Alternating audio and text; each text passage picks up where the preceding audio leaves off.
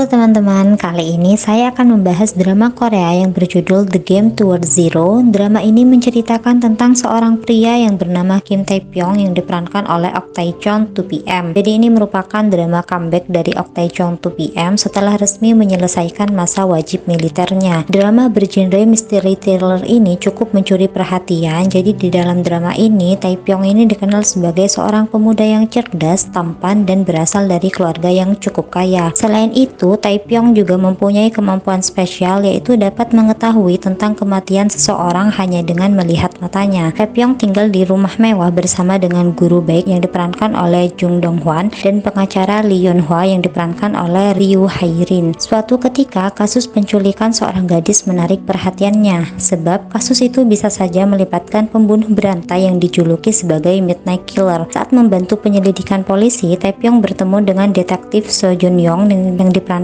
oleh Lee Hyun-hee. Namun anehnya, Jun-yong ini merupakan orang pertama yang momen kematiannya tidak dapat dilihat oleh Tae-pyong. Selain Tae-chon dan Lee Hyun-hee, drama ini juga menampilkan Lim Jun-hwan. Ia berperan sebagai tim forensik yang perfeksionis sehingga selalu melihat kasus secara detail. Dalam drama ini juga disajikan romans tipis-tipis antara detektif Jun-yong dengan Tae-pyong ini. Dalam episode ini, Kim Tae-pyong dibuat kebingungan. Yang pertama, kematian So Jun-yong, orang yang dicintainya, tidak berubah meskipun telah mengorbankan nyawa, dan yang kedua, Go Dong-kyung yang diperankan oleh Im Jo-hwan ini bertindak di luar prediksi dan semakin berbahaya. Dengan pemikiran tidak ingin menjadi pembunuh Jun-yong, Do-kyung ini mendadak menyerahkan diri ke kepolisian, dan selain itu dia juga berharap agar kematiannya dan Jun-yong ini bisa diubah, namun ternyata tidak ada yang berubah. Polisi pun mencari keberadaan reporter Lee yang menjadi saksi dari kematian guru baik dan Kim Hyung-soo, pembunuh berantai yang bertahun-tahun diculik oleh Do-kyung. Jun-yong dan tim penyisir hutan, sedangkan Tae-pyong mengawasi Do-kyung di mobil. Do-kyung akhirnya memberitahu keberadaan Lee Jun-hee dan juga Kim Hyung-soo. Kim Hyung-soo dan reporter Lee berhasil diselamatkan, dan di saat yang sama Do-kyung ini justru menyerang detektif junior dan kabur bersama dengan Kim Tae-pyong. Di perjalanan, Do-kyung ini mengancam Tae-pyong dengan sebilah pisau. Tae-pyong pun telah mengetahui bahwa hal tersebut akan terjadi sehingga dia telah memasang bom di mobilnya. Tae-pyong ini sudah menyusun rencana dan berusaha untuk meledakkan diri bersama dengan Do-kyung di dalam mobil tersebut. Bagi Tae-pyong, jika Do-kyung ini mati, pasti rekan-rekannya dan juga Jun-yong, orang yang dicintainya ini, tidak akan mati dengan cara yang mengerikan seperti itu. Oleh karena itu, Tae-pyong ini memilih untuk membunuh Do-kyung agar semua orang bisa tetap hidup. Rupanya hal tersebut menjadi taktik dari Tae-pyong untuk berusaha mengubah kematian Jun-yong. Kim Tae-pyong ini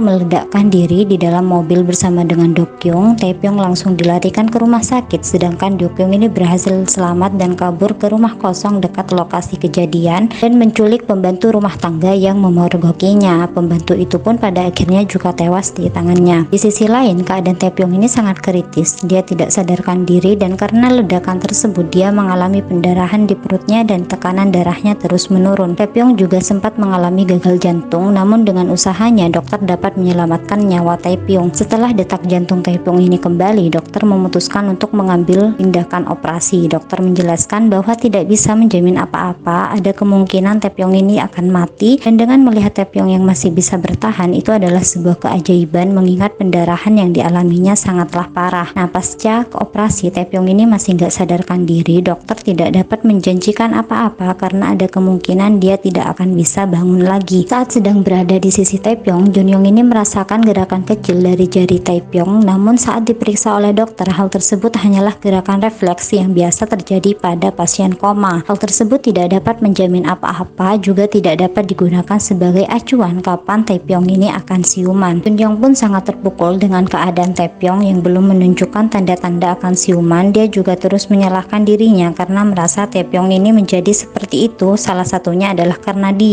Tae-pyong ini melindungi dia. Jun-yong terus berada di sisi Tae-pyong. Dia menggunakan berbagai cara untuk bisa membantu Tae-pyong ini agar bisa segera siuman. Jun-yong pergi ke rumahnya si Tae-pyong ini dan dia membawa lukisan pantai karena Tae-pyong ini dan juga Jun-yong sangat menyukai pantai. Jun-yong juga memberikan headset kepada Tae-pyong untuk mendengarkan lagu-lagu yang dia dengarkan. Sekali Jun-yong juga mengajak ngobrol Tae-pyong. Jun-yong juga mengatakan bahwa dia berjanji akan menangkap Do-kyung dan membuktikan bahwa dia itu bersalah. Jadi Tae-pyong ini mengalami koma, dan salah satunya akibat dari gagal jantung yang dialaminya tadi. Jadi gagal jantungnya itu menyebabkan kerusakan kerusakan di otaknya, sehingga masih belum bisa diketahui kapan si Taepyeong ini akan siuman. Taepyeong ini sangat disayangi oleh rekan-rekannya, jadi pas akhir tahun rekan-rekan si Taepyeong ini mengadakan perayaan di ruangan dia dirawat. Mereka menuliskan beberapa harapan agar Taepyeong ini segera siuman. Di sisi lain, Dokyung pergi ke rumah sakit dan melihat betapa hangatnya suasana di dalam ruangan tersebut. Dia melihat Taepyeong sangat beruntung karena dikelilingi oleh orang-orang yang sangat mendukung dan peduli terhadap dia. Banyak orang yang mengharapkan kesembuhan Taepyeong, sedangkan tidak ada seorang pun yang peduli terhadap kondisinya pasca ledakan tersebut. Dokyung merasa hal tersebut tidak adil karena Taepyeong yang telah merencanakan bom bunuh diri tersebut dianggapnya sebagai percobaan bunuh diri.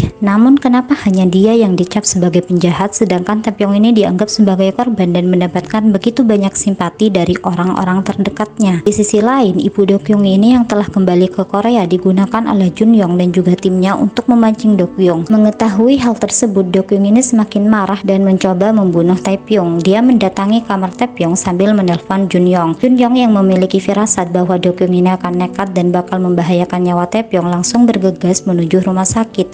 Dengan perasaan kalut, Junyong menyetir secepat mungkin dan di rumah sakit Dokyung ini mulai mencabut kabel yang menunjang alat pernafasan Taepyeong. Satu persatu aliran listrik yang digunakan untuk membantu Taepyeong tetap hidup mulai terlepas. Setelah melakukan aksinya, Dokyung ini bergegas meninggalkan kamar Taepyeong dan tepat setelah Dokyung ini pergi, orang terdekat Taepyeong datang untuk menjenguk Taepyeong. Nah, pas dia masuk ke kamar Taepyeong, dia terkejut melihat semua alat bantu Taepyeong terlepas dan Taepyeong ini seperti sudah tidak bernyawa. Dia bergegas menghampiri Taepyeong dan terus memanggil nama Taepyeong, namun tidak ada respon apapun dari Taepyeong. Di sisi lain, Junyong yang akhirnya tiba di rumah sakit langsung bergegas menuju ke kamar Taepyeong dan sesampainya di sana Taepyeong sudah tidak ada. Oke teman-teman, mungkin segitu dulu dari aku. Terima kasih banyak. Bye bye.